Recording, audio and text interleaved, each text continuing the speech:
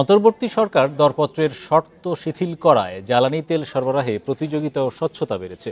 BPC বলছে ঋণপত্রের বকেয়া না থাকায় আস্থাও বেড়েছে আন্তর্জাতিক প্রতিষ্ঠানগুলোর। এতে আগের তুলনায় আগামী 6 মাসে জ্বালানি তেল পরিবহনের সাশ্রয় হবে প্রায় 800 কোটি টাকা। বিশ্লেষকরা বলছেন উচ্চ মূল্যস্ফীতির বিবেচনায় তেলের দাম কমালে এর সুফল পাবে সাধারণ মানুষও। রিফাইনারির মালিক বা এজেন্ট না হলে বাংলাদেশ পেট্রোলিয়াম কর্পোরেশনকে জ্বালানি তেল সরবরাহ করা যাবে না, এমন শর্ত শিথিল করেছে অন্তর্বর্তী সরকার। 3 বছরে কমপক্ষে $300 কোটি তেল বিক্রির অভিজ্ঞতা থাকলেই সরবরাহের উপযুক্ত হবে যে কোনো প্রতিষ্ঠান। এ সিদ্ধান্তের ফলে দরপত্রে বাড়তি সাড়া পেয়েছে বিপিসি। আগামী 6 মাসে প্রায় 26 লাখ টন জ্বালানি তেল প্রয়োজন হবে, যা G2G চুক্তি এবং খোলাবাজার থেকে উন্মুক্ত দরপত্রে কেনা হবে। দুক্ষেত্রেই আমদানি চুক্তিতে প্রিমিয়াম খরচ কমেছে ব্যারেল প্রতি $3.5 পর্যন্ত, যার মধ্যে আছে তেল পরিবহনের জাহাজ ভাড়া, ইন্স্যুরেন্স ও আনুষঙ্গিক ব্যয়। সবার জন্য একটা মেসেজ ছিল যে এবার ফ্রি, ফেয়ার এবং ট্রান্সপারেন্ট ওয়েতে এভরিথিং ইজ গোয়িং অন। তো যার ফলে কিন্তু আমরা দামটা পেয়েছি কম পেয়ে, মানে ওদের মধ্যে একটা প্রতিযোগিতা ছিল ব্যাপক, এবং তাতে প্রায় 370 কোটি টাকা শুধু টেন্ডারে আমাদের কিন্তু সেভিংস হয়েছে গত 6 মাসের আগের তুলনায়। এবং সম্প্রতি আমরা যেটা G2G করলাম, আমরা 50% G2G করি, সেখানে প্রায় 429 কোটি টাকা কম পেয়েছি গত জুলাইয়ে আমরা যে G2G করেছিলাম। বিপিসির তথ্য মতে গত বছরের প্রথম 6 মাসের তুলনায় চলতি বছরের প্রথমার্ধে জ্বালানি তেল আমদানিতে প্রিমিয়ামেই সাশ্রয় হবে 1,500 কোটি টাকার বেশি। এছাড়াও বিশ্ববাজারে জ্বালানি তেলের দাম নিম্নমুখী থাকবে বলে মনে করেন বিশ্লেষকরা। এর সুবিধা সরাসরি জনগণকে দেওয়ার পরামর্শ তাদের। এই সাশ্রয়টাকে সাধারণ জনগণের মধ্যে যেন যায়, সেই এনার্জি প্রাইসিং ফর্মুলার ভিতরে এনে সেটাকে প্রাইস কমানোর ব্যবস্থা করতে হবে। পাশাপাশি বিপিসির যে প্রফিট মার্জিন রয়েছে 3 থেকে 5%, সেটাকে কমিয়ে আনা যায় কিনা সেটা দেখা দরকার। এবং সেই সাথে আমাদের যে আমদানি মূল্য প্রতিটা কনসাইনমেন্টের এগেনস্টে, সেটা যদি বিপিসির ওয়েবসাইটে রেগুলারলি আপডেট করা হয়, তাহলে এই প্রাইসিং প্রসেসটা সম্পর্কে লোকজনের ধারণাও স্বচ্ছ হবে। গত 10 অর্থ বছরে জ্বালানি তেল বিক্রিতে 48,000 কোটি টাকার বেশি মুনাফা করেছে বিপিসি, আর গত অর্থ বছরে মুনাফা ছিল প্রায় 4,000 কোটি টাকা। Hari Saha, independent news, Dhaka. আন্দোলন ও সংঘাতের প্রভাব পড়েছে চলতি অর্থ বছরের প্রথম প্রান্তিকের জিডিপি প্রবৃদ্ধিতে। জুলাই সেপ্টেম্বরে প্রবৃদ্ধি 1.81% দাঁড়িয়েছে। এর আগের বছরে একই প্রান্তিকে জিডিপি প্রবৃদ্ধি হয়েছিল 6.04%, আর সবচেয়ে কম প্রবৃদ্ধি হয়েছে কৃষি খাতে। তবে ডিসেম্বরে মূল্যস্ফীতি কমে দাঁড়িয়েছে 10.89%। 2024-25 অর্থ বছরের শুরুতেই সামনে আসে রাজনৈতিক অস্থিরতা, আন্দোলন ও সংঘাত। এছাড়াও শ্রমিক আন্দোলনের কারণে ব্যবসা বাণিজ্যে বড় ধরনের প্রভাব পড়েছে, ফলে কমেছে দেশজ উৎপাদন জিডিপি। সোমবার বাংলাদেশ পরিসংখ্যান ব্যুরো বিবিসির প্রকাশিত প্রতিবেদনে উঠে আসে চলতি অর্থবছরের প্রথম 3 মাসে জিডিপির প্রবৃদ্ধি 1.81% নেমেছে আগের অর্থবছরের তুলনায়, যা 4.23% কম। জুলাই আগস্টে যে ছাত্র অভ্যুত্থান হয়েছে তাকে কেন্দ্র করে যে বাংলাদেশের অর্থনৈতিক কার্যক্রম অনেক ক্ষেত্রে তা স্তীমিত হয়ে যায়। যেমন আমরা যদি সার্ভিস সেক্টরের কথা বলি, এবং উৎপাদন ক্ষেত্রে মূলত যার কন্ট্রিবিউশন প্রবৃদ্ধি বেশি সেটা হচ্ছে ইন্ডাস্ট্রি সেক্টর। সেই ইন্ডাস্ট্রি সেক্টরেও কিন্তু একটা বড় ধরনের নেগেটিভ প্রবৃদ্ধি বিরাজ করছিল এই 3 মাসের মধ্যে। এদিকে দেশে শীতকালীন সবজির সরবরাহ বাড়ায় ডিসেম্বরে সার্বিক মূল্যস্ফীতি কমে দাঁড়িয়েছে 10.89%, যা নভেম্বরে ছিল 11.38%। এছাড়া কেন্দ্রীয় ব্যাংকের নীতি সুদহার বৃদ্ধির ইতিবাচক প্রভাবের কথাও বলছেন বিশ্লেষকরা। সার্বিক অবস্থার বিবেচনায় বাংলাদেশের মূল্যস্ফীতি নিয়ন্ত্রণে যে সমস্ত জায়গায় গুরুত্ব দিতে হবে তা হচ্ছে বাংলাদেশের যে উৎপাদন কার্যক্রম যেন আর কোনো অবস্থাতেই ব্যাহত না হয়, এবং আমরা যেন প্রবৃদ্ধির ভূমিকায় প্রবৃদ্ধি বাড়াতে পারি, তার জন্য আমাদের ব্যবস্থা নিতে হবে, বিনিয়োগ ব্যবস্থা নিতে হবে। এদিকে খাদ্য বহির্ভূত মূল্যস্ফীতি কমেছে ডিসেম্বরে, যা দাঁড়িয়েছে 9.26%। তবে খাদ্য মূল্যস্ফীতি এখনও 13%-এর কাছাকাছি, যা উদ্বেগের কারণ বলে মনে করছেন অর্থনীতিবিদরা। Amirul Islam, independent news, Dhaka. এদিকে বাড়তি মূল্যস্ফীতির প্রভাব পড়েছে ঢাকা আন্তর্জাতিক বাণিজ্য মেলার পণ্য বেচাকেনাতেও। এতে একদিকে ক্রেতারা যেমন পণ্য কেনা কমিয়েছেন, অন্যদিকে বেড়েছে ব্যবসায়ীদের স্টল স্থাপনের খরচও। এছাড়া ক্রেতা দর্শনার্থী কম থাকায় এখনও জমে ওঠেনি মেলা। পরিবার নিয়ে ঢাকা আন্তর্জাতিক বাণিজ্য মেলায় এসেছেন বেলাল। তবে মেলায় জিনিসপত্রের বাড়তি দাম দেখে হতাশ তিনি। উচ্চ মূল্যস্ফীতির চাপে নিত্য প্রয়োজনীয় পণ্য কিনতে যেখানে হিমশিম খাচ্ছেন, সেখানে বাড়তি দাম দেখে অন্যান্য পণ্য কেনার আগ্রহ নেই ভোক্তাদের।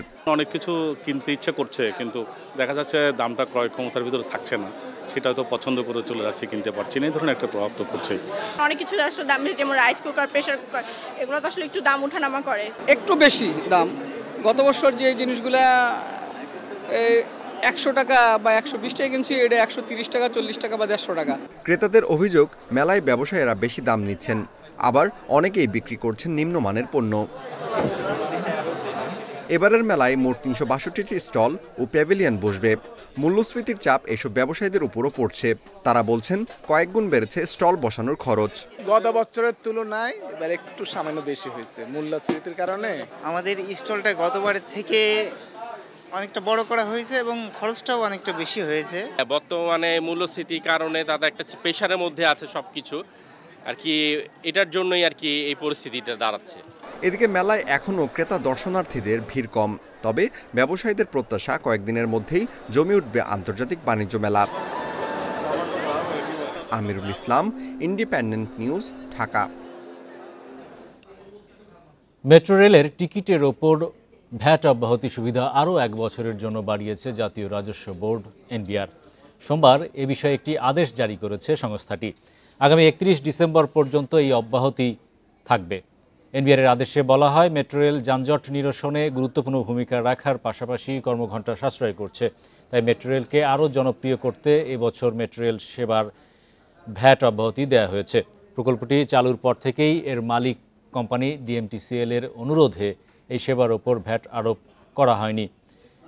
এনবিআরের এ সিদ্ধান্তকে স্বাগত জানিয়েছে ডিএমটিসিএল কর্তৃপক্ষ। তারা জানায়, ভ্যাট আরোপ হলে যাত্রীদের ভাড়া বাবদ 15% ব্যয় বাড়বে।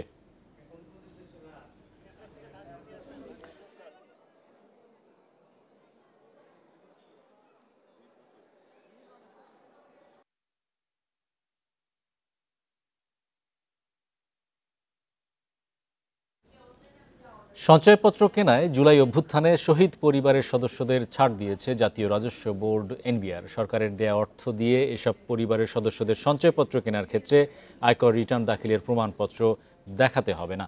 সম্প্রতি এনবিআর এ সংক্রান্ত প্রজ্ঞাপন জারি করেছে। এতে বলা হয়, মোট 826 জনকে সরকার এই অর্থ সহায়তা দিয়েছে। বর্তমানে বাজারে 4 ধরনের সঞ্চয়পত্র চালু আছে। এগুলো হলো পরিবার সঞ্চয়পত্র, পেনশনার সঞ্চয়পত্র, 5 বছর মেয়াদি বাংলাদেশ সঞ্চয়পত্র ও 3 মাস অন্তর মুনাফা ভিত্তিক সঞ্চয়পত্র। এছাড়া ডাকঘরেও সঞ্চয়পত্রের ব্যবস্থা রয়েছে। এর আগে ছাত্র জনতার অভ্যুত্থানের সময় জুলাই গণহত্যায় শহীদদের স্মরণে প্রতিষ্ঠিত জুলাই শহীদ স্মৃতি ফাউন্ডেশনের সব ধরনের ক্রয়ের ক্ষেত্রে ভ্যাট অব্যাহতি দেয় এনবিআর।